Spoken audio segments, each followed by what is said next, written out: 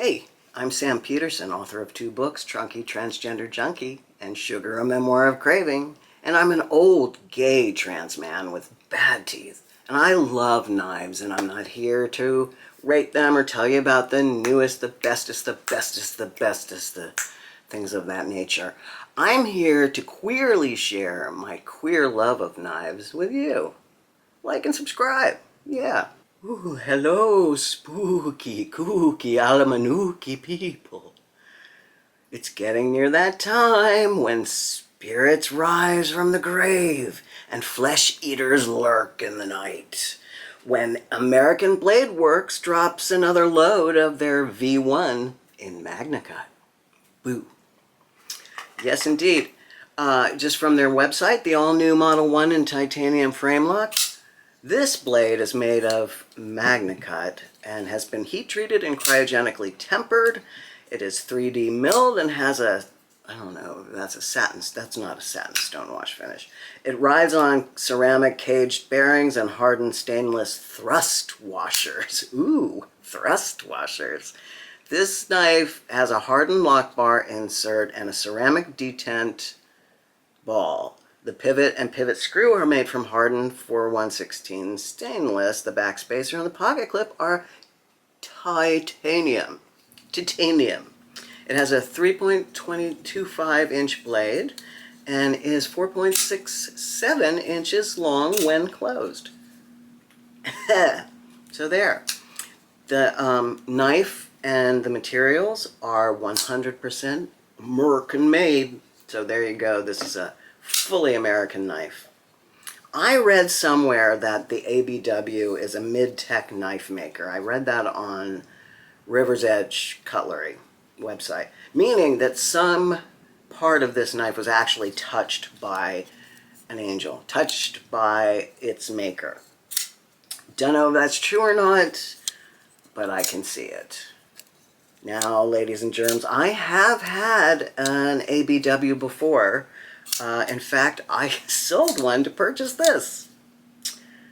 It is an upgrade from the S35VN that I had.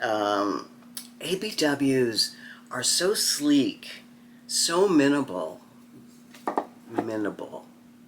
so knife. Really fantastic. The only variants you see are the aesthetic choice of doing this titanium lining, or rather this titanium blade in MAGNACUT, and the cut of the G10 to give it texture and depth. All of those are appreciated here. Otherwise, all the V1s are pretty similar. I think American Blade Works has many versions too. For instance, my previous knife was a version 6, for instance. But this baby here, kapow. Let's take a look, shall we? I've been carrying this baby for a couple weeks now, and I have to say, no, I really do. I have to say, I love it. It's so elegantly stark, so clean.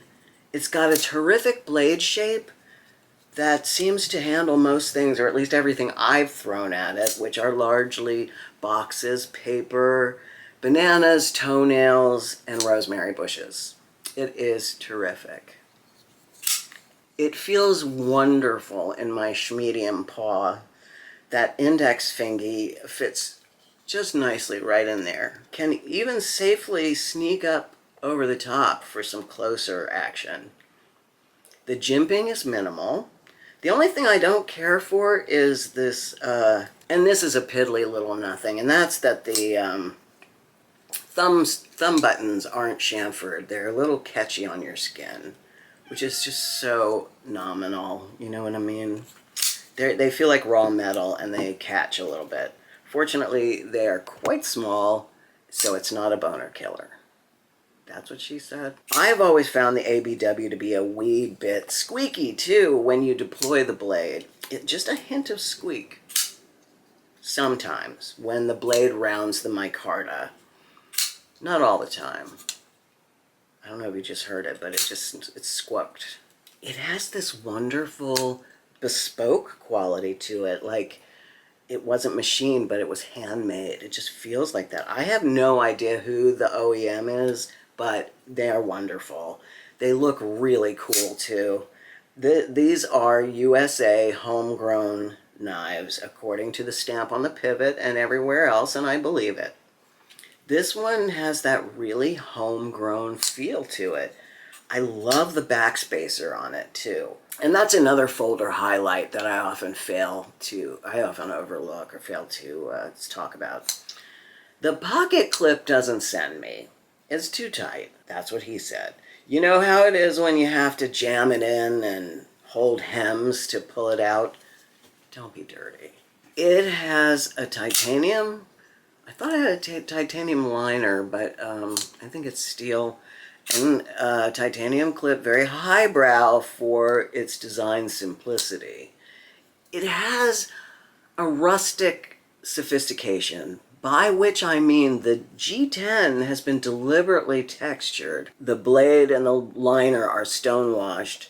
It has a very plain but elegant movement. Yeah, plain but elegant, just like me. I started comparing it to the Ontario Rat. I have one here which is larger, of course, than the ABW version 1. However, in my memory, their lines were the same. Turns out what's the same is they're both black-handled knives. They're very simple. I don't know why I thought they were the same. So there's no point in this rather pointless comparison. The ABW spurts out. Yes, I said spurts. While the Rat, well, you know. Action is not the first word that comes to mind when I think of the Rat. But the action on this is stunning. It is just flies out. This is a very handmade feeling knife in all the best ways. There's something indefinably special about ABWs to me. If you have a chance, pick one up so you know what I'm talking about. You can get them secondhand on the secondary market for about $1.50 sometimes. Let me know what you think. If this knife was walking around, I think it would be androgynous or hard to parse gender-wise. Like those gorgeous young lesbians out there who look like Harry Styles or something. You know what I mean? Yet first you think, cute boy, and then you realize it's actually just a lesbian. I really enjoy that on a person, and I really enjoy that on a knife. So, young lesbians who look like Harry Styles is the vibe of the aesthetic. There you have it, the ABW, the female Harry Styles of knives. Kabam! The end. Love you. Bye.